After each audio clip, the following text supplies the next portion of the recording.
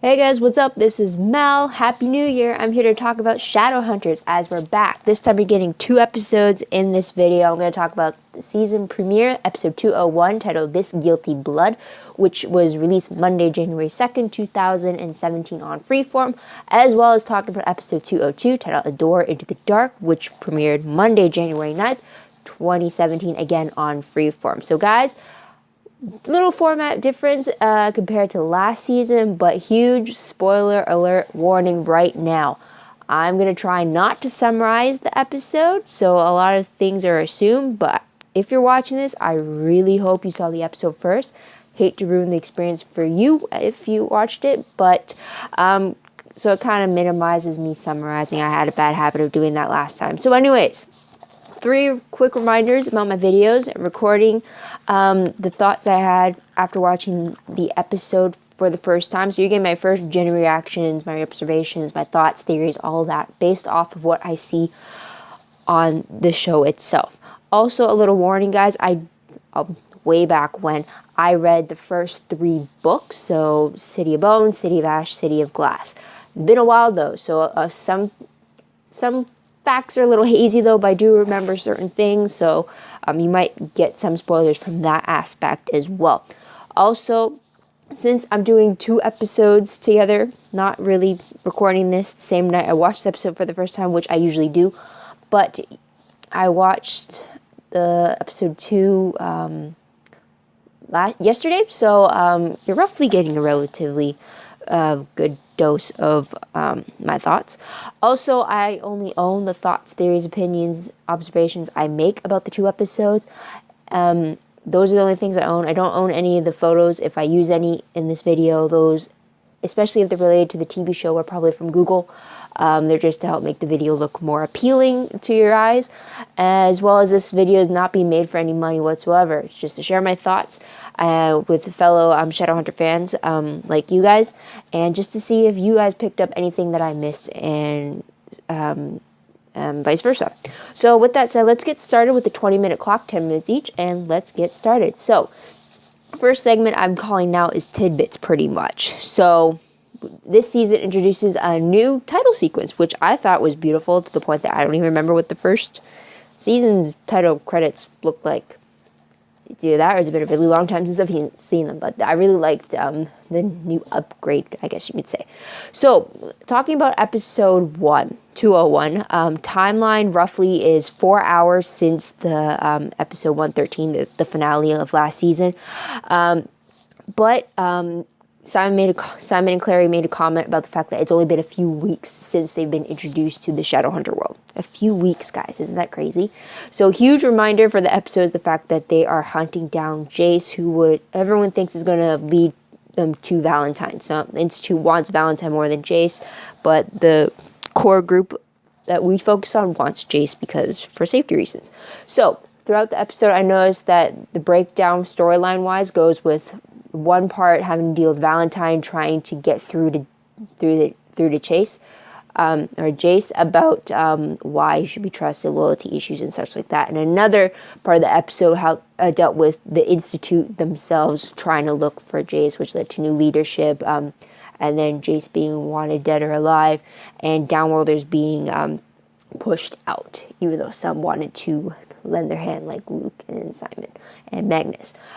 Character-wise, though, we see Lydia Branwell back at the Institute. She's still calling the shots for that Institute, although we do get new character Victor Aldertree, who's coming in to kind of be Lydia's boss of the Institute, and he's kind of like, I think he's the middleman between them and the Clave, I believe, but he's definitely the man with a mission to try to find Jace and Valentine and the Mortal Cup. So there is that. Runes. I did mention last season with the videos any runes that were mentioned. So one I noticed was the one rune. There was no name given to it though, but it was the one rune that allowed for Valentine to transfer his memories to Jace. Sorry. So Valentine activated the rune on his arm, and then he grabbed a hold of Jace, and then that allowed for Jace to get drawn into the memory that Valentine wanted to share, which had to do with the experiments that were done on him, which I'll get back to later. Another rune, it wasn't necessarily a rune, but it was the process of de-runing, which was placed upon Isabel. And I guess it's a form of punishment, I guess you could say. Can't remember what the exact process entails, whether that just means she's not going to be a Shadowhunter anymore, or if it's like just some really painful process that no one wants to experience. So there's that. Sorry. Episode ends, though, with Jace rescuing Valentine from Jocelyn's attack against them. Now, Jace thinks that Jocelyn wants him dead, too, since she was shooting arrows at him and Valentine was acting as a shield. So let's go on to episode 2. So timeline-wise, this immediately picks up straight off of where the premiere episode left off. So for me, I pretty much saw them back-to-back. So it was pretty nice way to tip things off. Episode reminder, though, again, still continues with the fact of the hunting down of Jason Valentine, but you're seeing more of a struggling of where the characters belong. They're kind of straddling between two sides of something, and you see that in pretty much all the characters. More so with Clary, because people are telling her that she doesn't really belong in the Shadowhunter world, but now she can't really belong in the mundane world. So it's kind of like that, but everyone else has like an inner struggle between two choices of some sort. So, episode breakdown. You pretty much have family division. You kind of get that with Jason Valentine, as well as with Clary and Jocelyn. Both parent is trying to convince their respective child that the other parent is the one in the wrong, so to speak. So that kind of division. You have Jace trying not to believe everything, but he doesn't really know what to believe. But then you have Clary trusting Jace and saying that, well, he's not going to do that. He's not that person. You don't know him, type thing. We also have, for the episode, you have Aldertree forcing Simon into a mission to gather vampire intel, which leads him on a hunt for Camille, which has him teaming up with Magnus.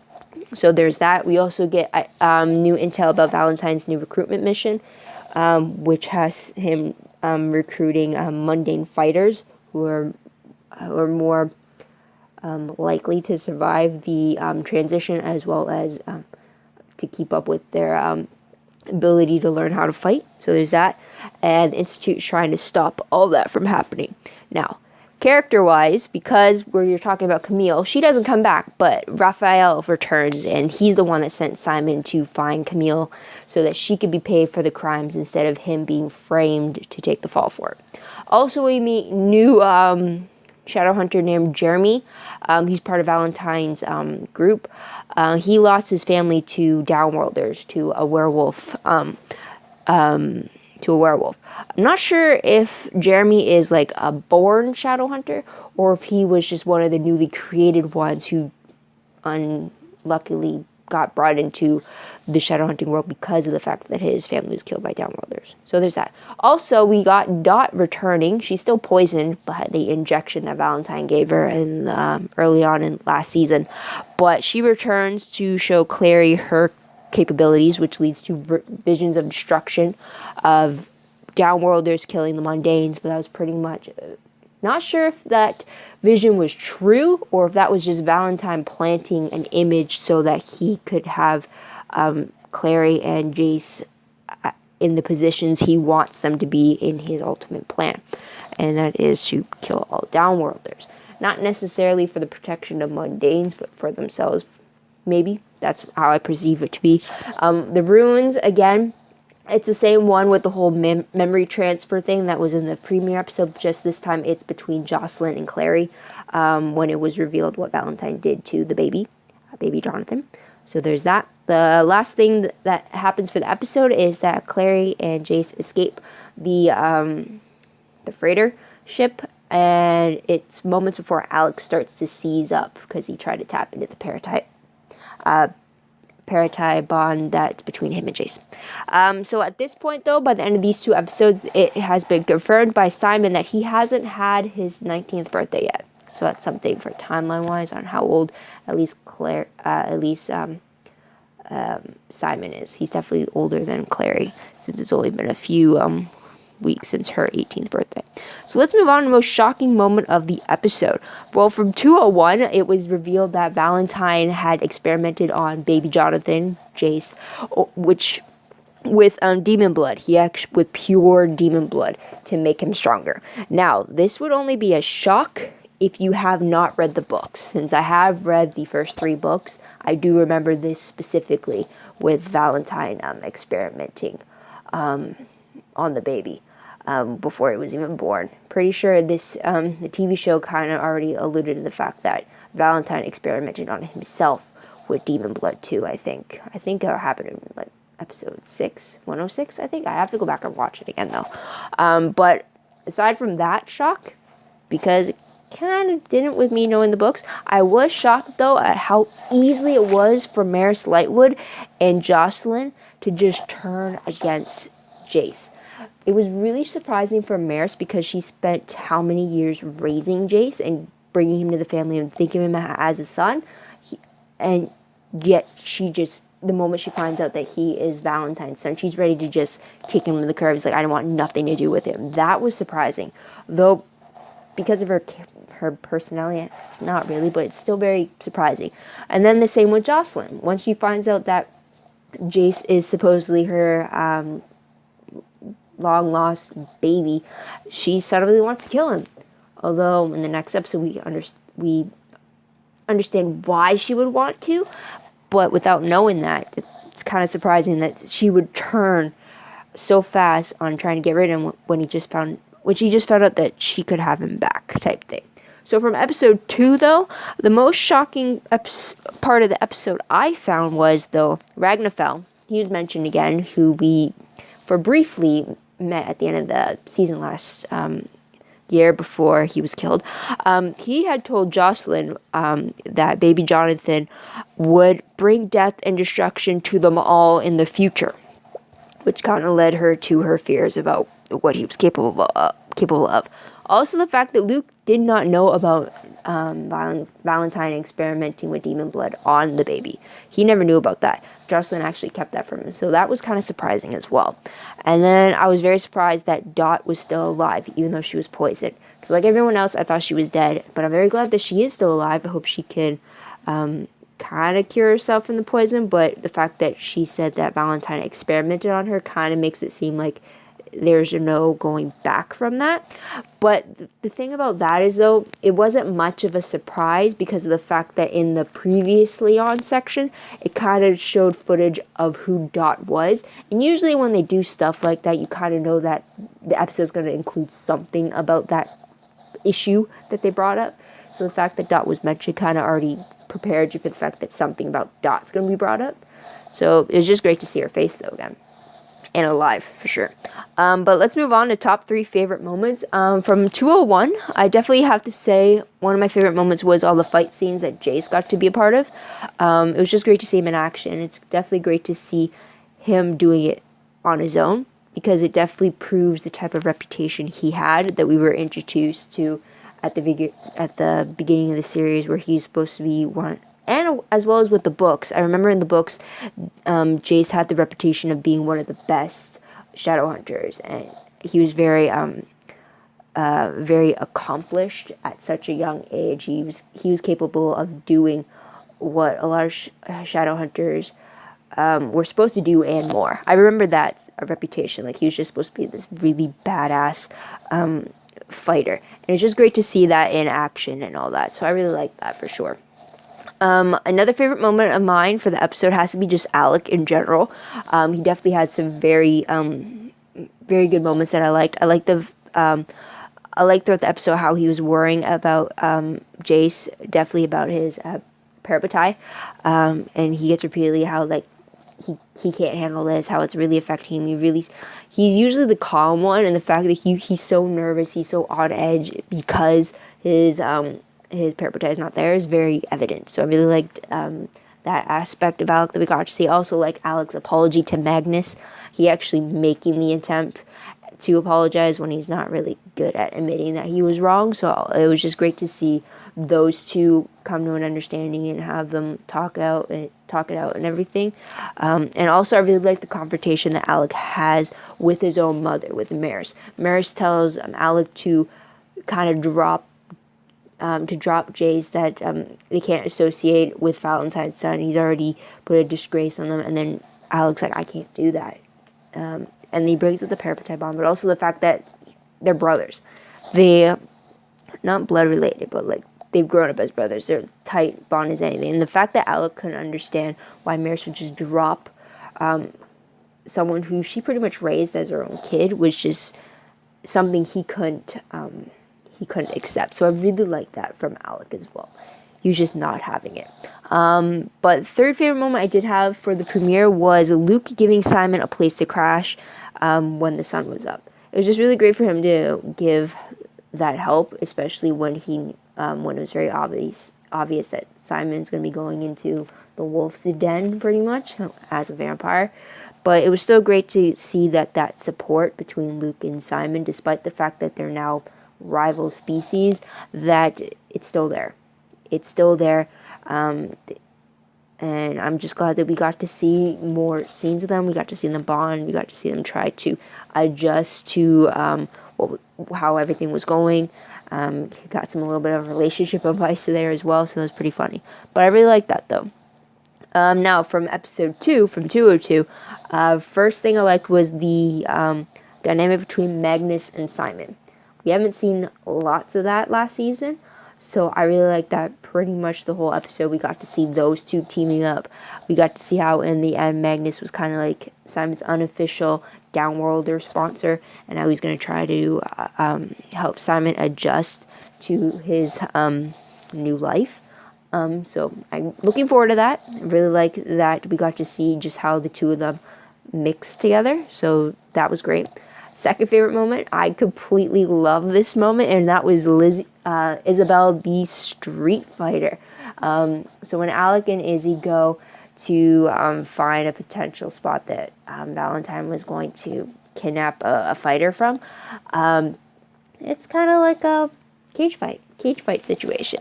And the fact that this huge guy is completely flirting and hitting on Izzy in like the most abrupt way ever, and Alec is still standing there, and he's just not having it, and he's just like, no, it's like, you better back off my sister type. Not saying it though, but I wish he did. It's like, no, back off my sister, I'll like beat the crap out of you. And then to have just Izzy just like, no, I can handle this, and then Alec doesn't fight her on it. That was one thing I liked about it. And then the fact that the guy wouldn't even hit Izzy because she was just a hot girl, and he doesn't do that. So I found that funny, because I was like, oh, you're gonna underestimate me, all right. And then she beats the crap out of him, and I was just like, yes. And then Alec was just like entertained the whole time. It's like, he was like, you dumbass, on the sidelines, just keeping it all in. And just, I love it. He was just like, it really looked like he was saying like, yeah, that's my sister, you ass, and you just got the crap beaten out of you. It's just, I loved it so much. I finally found it on my Tumblr dash, and I reblogged that so quickly. It's just, I loved it.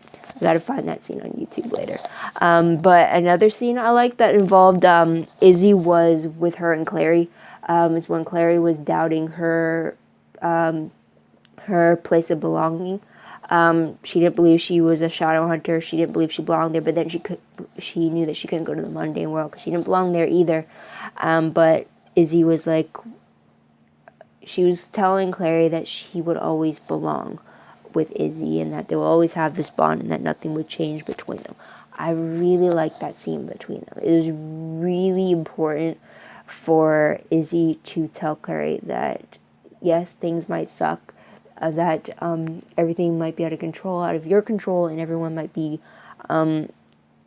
really coming down hard on you, but you do have a place. You do have a place, and I'm right there with you. And just to show her that she wasn't alone, you can see it on Clary's face that she truly appreciated Izzy's words and affirmation for everything that she was saying, and I just really like that. I really like the friendship that they have, for sure. And then a bonus thing I liked was that the little brief mini flashbacks we got of Alec and Jace through during the quick showings of the parapet bond between them. I hope we see more of that in the next episode, considering what the episode's called.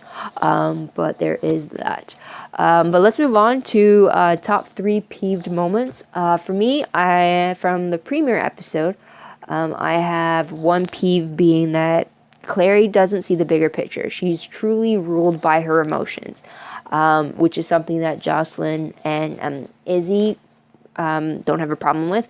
But it really gets annoying sometimes because then it kind of hinders the process of the whole, if it's a rescue mission, it's like your emotions are kind of preventing them from doing their job. And it kind of slows them down. So that was a little bit annoying. And also, it was just a bummer that Simon got the treatment that he did from the werewolves. I understand why he would. It just still sucks to see him get that treatment when technically he's still a new vampire. It's not like his fault for every vampire crime that happens. It's just like he just suddenly found himself in the situation of belonging there, and just he can't. I don't get why he has to be blamed for other people's actions just because he's like from the same species when he never committed the same things. Like, you know what I mean? But anyways, it just sucks to see that. And from the second episode, what I didn't like was the fact that for a brief moment they made me believe that Clary could see the future. I was truly wondering whether or not that was something I misremembered from the books, and then just found out it was all a ploy. It was just like, ugh, really? I mean, you kind of suspect it, but then it would have been kind of cool if she could see the future, but then, yeah.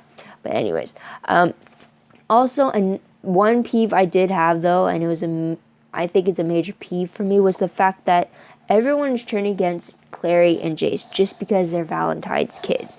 And it's like, just because of their parentage, they're automatically discredited for them when they just discovered that he was their father. I mean, Jace, he has this huge reputation.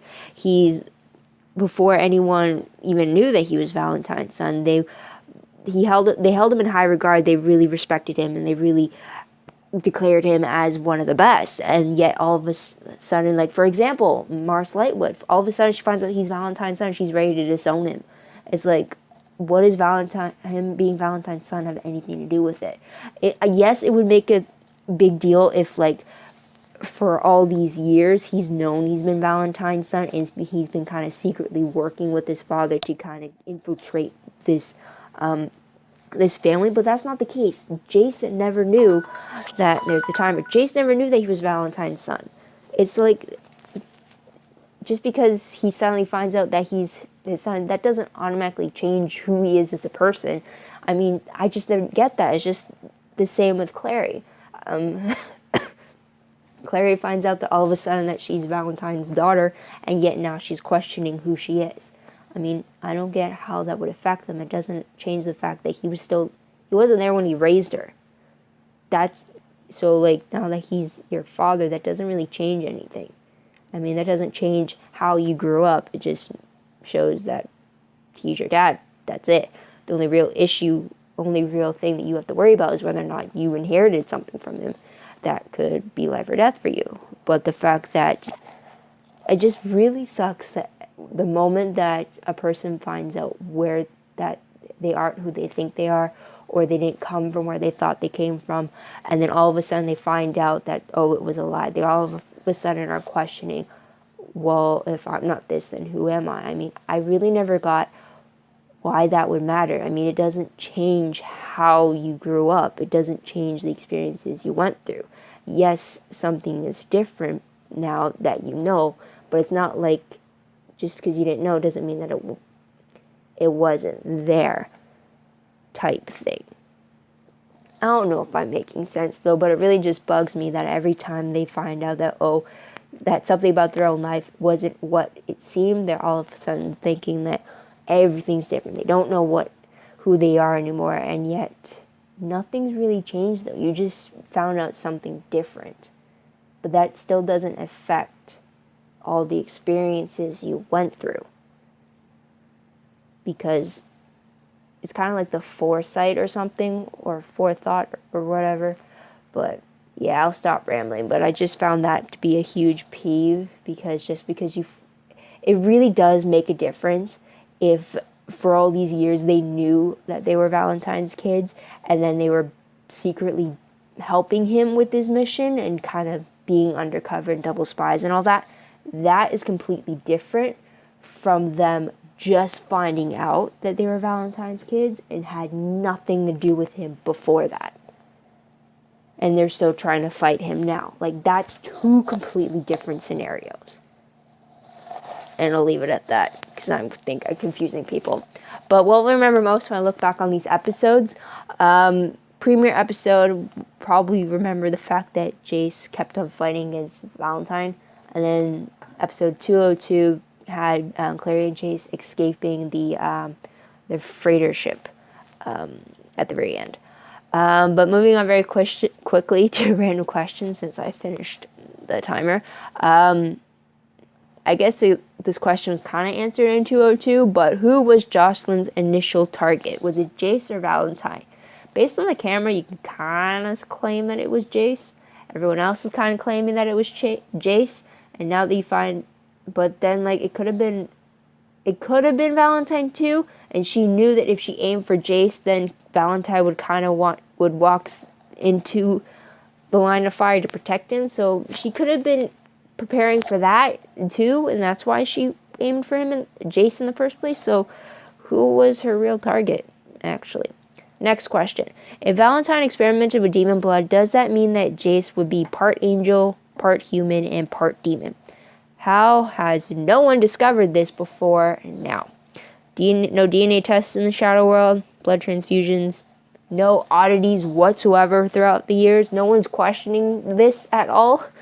It's just, yeah. I mean, like, first thing, it's like, I never understood it. For TV shows, no one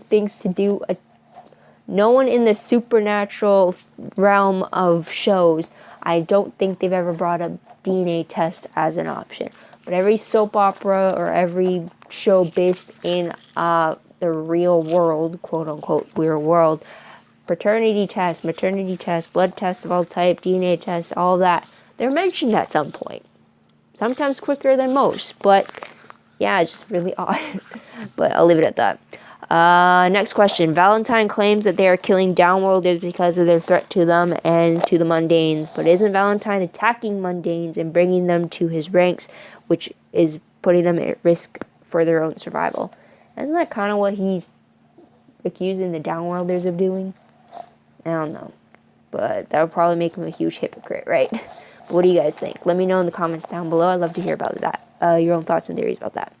And after episode 202, I'm still waiting for a blood test from Chase, like I mentioned. But moving on very quickly, though, to predictions. Based off the promo for 203, it looks like Luke's pack is targeting Jace for the death of one of their pack mates, which Valentine killed while Jace was fighting off the other Shadowhunters. And because of that, Jace is on the run. And Alec is suffering through the parapetide bond that he kind of tried to initiate in 202. But it looks like Jace may feel the backlash from that as well. Based off the synopsis for 203, it looks like Jace, again, is being hunted by Luke's pack. And he's also being hunted by the Institute. And it looks like Simon is going to continue to search for Camille. Based off the previews that were released on YouTube for 203. One clip shows Jace meeting Maya, meeting Maya in a bar when he's trying to lay low. Another clip shows Magnus bringing up the debt that Jocelyn owes him when she tries to check on Alec and report that Clary has been found. And another clip also showed Clary being questioned by Victor Aldertree about how she ended up on the freighter ship that they're thinking was Valentine's at first. So he's trying to find where Jace was, but she's claiming she doesn't know. So new questions or predictions from all of that. I think Valentine and Jocelyn will continue to drive a wedge between Jace and Clary on like who to trust, on whether they should both trust the mother or both trust the father, or don't trust either of them and just trust each other, or just try to figure things out on their own. So I guess that's kind of where that struggle might continue on. And I also think that it's going to be revealed, that Jocelyn tried to kill baby Jonathan in the fire that supposedly killed him after he did something what she deemed as evil. I think that might be it, because she seemed very certain on the fact that baby Jonathan was killed before she was told that Jace was baby Jonathan. So I'm thinking something along those lines. But yeah, what'd you guys think of the 2 episodes? What'd you guys like about it? What do you think is going to happen next? Again, let me know in the comments down below. Love to hear your own thoughts, theories, predictions, and what you picked up on the episode itself. Also, don't forget to like this video, subscribe to my channel, and check out my other videos if you haven't done so already. If you want, guys, check out my Tumblr page. The link for that is down below for both episodes. I reblog promos, web clips, quotes, GIFs, all that good stuff. I try to be up to date with it. I definitely only do it after I've seen the episode so I don't spoil myself, since I usually see it after everybody is privy to it. So you can follow me there if you want. You can also follow me there if I follow any of other shows that you like. Also, my WordPress account is connected to Tumblr, and it's also connected to this YouTube channel, so you can check all my stuff I've posted through there, whether it's fanfiction related, video related, Tumblr related, fanvid video related, all that stuff is connected to WordPress, so you can follow me there if you want as well. And is that everything?